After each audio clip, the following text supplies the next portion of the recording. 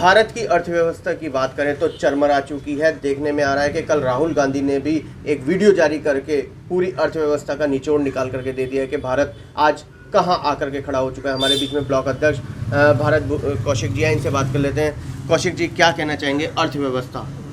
Bharat TV के इस कार्यक्रम के प्रायोजक हैं येलो ग्रीन। सोच बदलो, कुछ अच्छा ट्राई करो। के बाद आज जो हमारे कल जी पूर्व राष्ट्रपति, जो हमारे पूर्व राष्ट्रपति और कांग्रेस के भीष्म पितामह श्री प्रणब मुखर्जी दादा के नाम से जिनको फेमस थे, उनकी मृत्यु के ऊपर मैं शोक प्रकट करता हूं और उनके परिवार को सांत्वना देता हूं और मैं उनको सशक्त नमन करता हूं, श्रद्धांजलि अर्पण करता हूं पूरे ब्लॉक के अंदर, पूरे ब्लॉक कार्य कांग्रेस कार्य की तरफ से। राहुल जी, आपको अर्थव्यवस्था आप भी जानते हो, मैं भी जानता हूँ कि आज की हमारे 70 साल के अंदर जो मोदी जी कहते हैं कि कुछ नहीं हुआ, पिछले 70 सालों में आज तक कभी भी शेयर बाजार 24 घंटे के लिए बंद नहीं हुआ। 24 घंटे की तो बात छोड़ो, 2 सेकंड के लिए बंद नहीं हुआ। और हमारे 6 साल के इस कार्यकाल में जो बीजेपी का चल रहा है, मोदी जी का, उसके अंदर 48 घंटे के लिए शेयर बाजार को बंद किया गया, क्योंकि हमारा जो अर्थव्यवस्था थी, हमारा सेंसर -19 पे जा चुका था। -19 का मतलब है कि आप ये मानते हो जिस टाइम जम्मू कश्मीर के अंदर भी माइनस पे जाता है तो सारी की सारी वहाँ की वायुवरण वगैरह सील हो जाती है, बिल्कुल ठीक बात, जम जाती है। इसी हिसाब से जब हम -19 में हैं तो हमारी अर्थव्यवस्था सारी की सारी एक बर्फ़ की बात थी, हम जम चुके हैं। हमारे देश के अंदर कोई विकास कार्य नहीं है, कोई ग्रोथ नहीं है, कोई बढ़ोतरी नहीं है। और हमारे मोदी जी जब भी भाषण देने आते हैं मन की बात के अंदर अपनी बकते हैं कि 19% ग्रोथ कर दिया, वो 19% ग्रोथ नहीं, 19% माइनस में है। उसको देखते हुए आज आप मार्केट के अंदर भी घूम रहे होंगे, हमारे यहाँ पे अर्थव्यवस्था के नाम पर कोई चीज़ नहीं रही।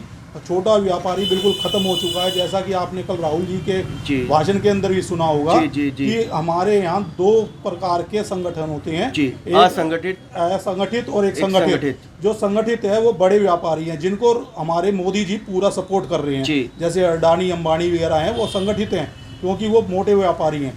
और जो छोटे तबके के हैं, जैसे कि मैं एक छोटी सी दुकान करता हूँ या और भी बहुत से मेरे भाई हैं जो परचून वगैरह की दुकान करते हैं, वो असंगठित संगठन के अंदर आते हैं। आज उनका जाके पूछो कि उनकी जो पहले सेल वो अपने घर का खर्चा निकाल लेते थे, आज उनको अपनी दुकानों के किराए देने के लिए भी सोचना पड़ रहा है। इतना व्यापार में पैसा नहीं है, आधों से ज़्यादा ने। मैं आपको एक सच्चाई बताता हूँ, आप करोलवा, मेरा मोबाइल का काम है, मैं करोलवा गया एक दिन, जहाँ मार्केट के अंदर पैर रखने के लिए जगह नहीं होती थी, वहाँ पे आज 10% दुकानें भरी हुई हैं, 90% खाली हैं। भारत कौशिक जी, कहीं ना कहीं ऑनलाइन शॉपिंग ने भी आप लोगों के कारोबार को कहीं ना कहीं ठेस पहुँचाया है। ऑनलाइन ने तो सबसे ज़्यादा पहुँचाया। मेन चीज़ क्या है, आज ऑनलाइन का भी काम नहीं है। काम तो आज की टाइम में अर्थव्यवस्था तो खत्म हो चुकी है, व्यापार खत्म हो चुका है।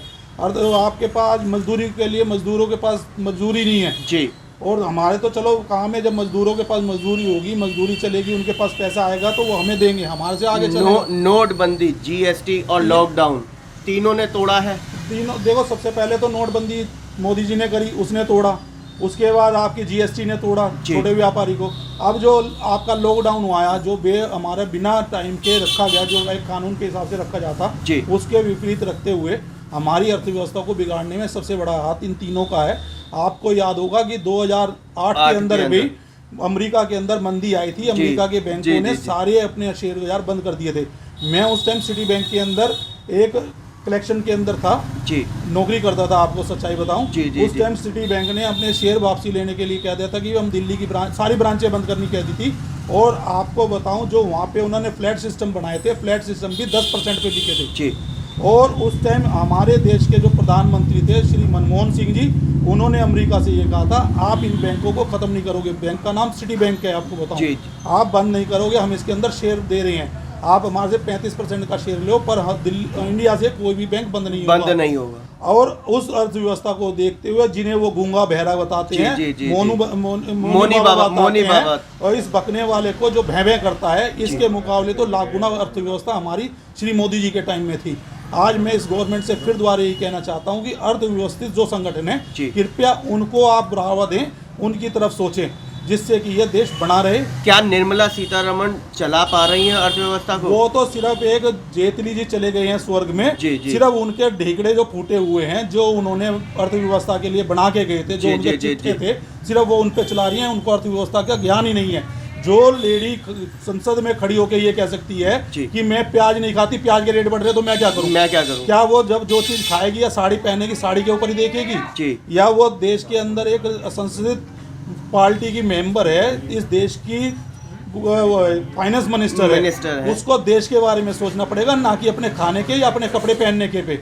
जनता का रुख क्या वापसी कांग्रेस की ओर आ रहा है? क्योंकि आप एक दुकानदार हैं, शॉपकीपर हैं, हर तबके का लोग आपके पास आता है, क्या कहती है जनता? देखो जनता का ये तो कहती है कि हम दुखी हैं जी। रीजन क्या है आप भी ये जानते हो कि ये जो दो मदारी बैठे हैं हमारे यहाँ, जिनको मैं मदारी आपको पहले भी एक बार आपने दिया था, मैं जब भी कहा था ये दो मदारी जो बैठे हैं, एक तो हमें भिखारी बनाने पे लग रहा है कि भीख ले लो भीख ले लो, दूसरे ने हमें एक जातिवाद के अंदर बांट रखा है। जब भी इलेक्शन आती हैं जी, मौलिक का मूड जो चेंज होता है वो सिर्फ एक इलेक्शन पीरियड के अंदर 10 या 15 दिन पहले एक ऐसा गेम खेला जाता है जिससे वो भावनाओं पर इलेक्शन लड़वाया जाता है जी। भावना के बेस पे कांग्रेस ने कभी भी भावनाओं पे इलेक्शन नहीं लड़ा जी। उसने हमेशा मुद्दों पे लड़ा, विकास पे लड़ा और चीज़ों पे लड़ा। ये सिर्फ एक भावना, जातिवाद और भिखारी बना। हमें 18 महीने बाद निगम के चुनाव होने हैं, कहाँ स्टैंड कर रही है दिल्ली के अंदर कांग्रेस? दिल्ली के अंदर कांग्रेस के अंदर निगम के अंदर मेरे को जो अपना उम्मीद है कि हम कम से कम 50% सीटें लेके जाएंगे। कहाँ से सीटें लेकर के जाएंगे? संगठन नहीं है, संगठन देखो संगठन चुनाव हराता और जिताता संगठन का ऐसा है, आपको मैं बताऊं जो ऊपर की बातें हैं वो तो एक चीज अलग है। जो आज के टाइम में हमारे दिल्ली प्रदेश अध्यक्ष मिस्टर अनिल चौधरी जी हैं, आज वो पूरी फील्ड में वर्क कर रहे हैं और उनका ये कहना है कि जो भी वर्कर काम करेगा जी, हम आज के बाद उसको नहीं देंगे। जैसे हमारे यहाँ पहले ढिगरे फूटते थे कि जो गया पुराना उसी को दे दो, उसी दे दो। आज वर्कर को टिकट मिलेगी जो जमीनी वर्कर होगा और उस बेस का ऊपर मिलेगी या बिकेगी? मिलेगी, बिकेगी नहीं। आपने आज ये देखा होगा, आज से पहले जितने ब्लॉगर प्रदेश अध्यक्ष बने उन्होंने कभी भी एक जिस वर्कर ने रोड के ऊपर कार्य किया था उसका आज तक कभी किसी कांग्रेस के अंदर सम्मान नहीं हुआ था। मैं खुद कह रहा हूं, मैं पिछले 40 सालों से कांग्रेस उम्मीद लग रही है कि कांग्रेस जमीनी कार्यकर्ताओं को टिकट देगी।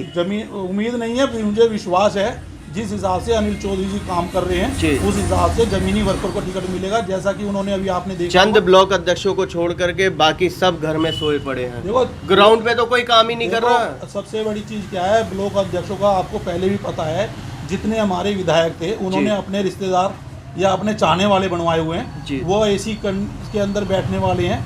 कुछ ही वर्कर होते हैं जो काम करते हैं। हर एक वर्कर अगर काम करने लग जाए तो आंधी आ जाती है। बिल्कुल ठीक बात है। ठीक है सर। आज रिक्शे तबका भी कह रहा है कि यार इससे सही तो कांग्रेस थी, मगर पुचकारने वाला कांग्रेस कार्यकर्ता उनके पास जा नहीं रहा। देखो पुचकारने वाले कार्यकर्ता भी जा रहे हैं। जैसे अभी आपने पीछे कोरोना वेस में देखा कि रोडों के ऊपर आपको ना तो बीजेपी के वर्कर दिखे ना ही झाड़ू के थे। सिर्फ एक मुहिम चलाई गई थी कि दिल्ली सरकार खाना बांट रही है, मोदी जी हर घर 5 किलो अनाज देंगे। क्या 5 किलो अनाज से ही घर पूरा पड़ेगा? उसको पिसवाने के लिए पैसा चाहिए, उसके साथ खाने के लिए दाल भी चाहिए, सब्जी भी चाहिए, हर चीज़ की जरूरत होती है। और जब हमारी अर्थव्यवस्था ही खत्म है, मजदूरी को मजदूरी नहीं मिल रही, दुकानदार को दुकान पे किराया नहीं वसूल हो, नौजवानों को नौकरी नहीं, नौजवान तो बेरोजगारी के टगार पे। आज जो आप देख रहे होंगे इस दिल्ली के अंदर नहीं, मैं कह रहा हूँ पूरे हिंदुस्तान के अंदर जो आज के टाइम में फांसी या आत्महत्या की केस हो रहे हैं वो सिर्फ बेरोजगारी और ना धंधे होने के कारण हो रहे हैं। जो चीना झपटी आज के टाइम में क्राइम हमारे देश के अंदर बढ़ा है वो बेरोजगारी का सबसे बड़ा उद्देश्य है। क्योंकि नौजवान इतनी मेहनत करने के बाद जब उसे काम नहीं मिलता तो वो करेगा क्या? वो चोर बाजारी करेगा, छीना झपटी करेगा, इसके अलावा कुछ नहीं करेगा। आगामी समय में हालात आपको और सुधरते हुए नजर आ रहे हैं या बिगड़ते हुए? अभी तो आप और रुक जाइए। मेरे जहाँ तक उम्मीद है दिसंबर तक ये हाल हो जाएगा कि अगर आप हाथ में थैली लेके निकलेंगे तो आपको हाथ में थैली बच नहीं पाएगी। मेरा जैसा कोई भाई दूसरा खींच के भाग जाएगा जब काम नहीं होगा।